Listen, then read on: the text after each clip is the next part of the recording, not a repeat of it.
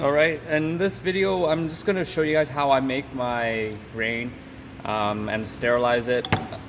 Essentially you want to cook your grain first. I cooked a pretty big batch and left it in the freezer. It's kind of just thawing now.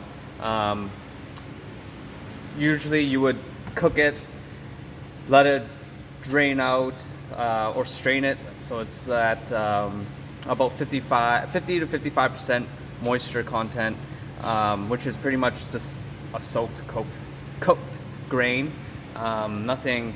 You don't want to overcook it. You don't want to have it explode. So I made some yesterday.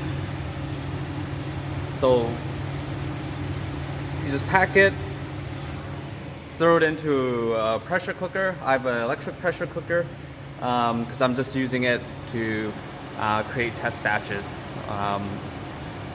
So then you'll just have a mason jar. This is a 250 milliliter wide mouth mason jar with a lid. You could buy lids that have an injection port and a filter. Links down and below. I provide mycology supplies as well, but if you have a laminar flow hood, it's unnecessary. I'd rather just have a nice tight lid and use my flow hood. So first we're going to open up our little bags here. Here you go. You can see I have a little bag that I use to strain my grain. The grain needs to be pretty soft, but don't cook it to the point where they start exploding. All right, now that they're filled, I just scoop them into the jars. And we have 1, 2, 3, 4. I'll continue making the rest out of my grain. I'm going to make enough, about 6, just to fit in here. I'm just boiling the water, trying to make some agar as well. I'll show you guys that. And once this is boiling, these will go in, and like I said, once they're sterilized, we're ready to inoculate. So I have 2 flow hoods set up, one for dirty workish, and then one for clean work. So we'll be back in about an hour. Make sure you cook it for a minimum of an hour. I usually cook it for about 40 minutes and leave it in there for about 10-20 minutes. So about an hour of pressure cooking. You could get away with about 30 minutes at 15 psi.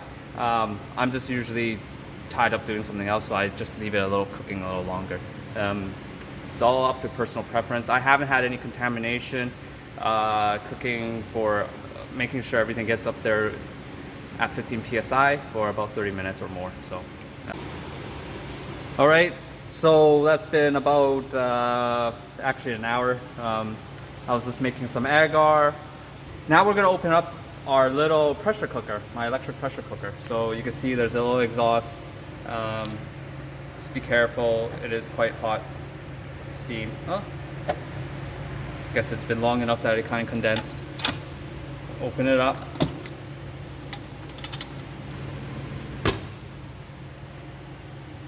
We were sadly only able to fit 4 jars, hence the 4 other grain jars and our needles or syringes we're going to reuse just to be environmentally friendly. So take out these jars with a glove or canning.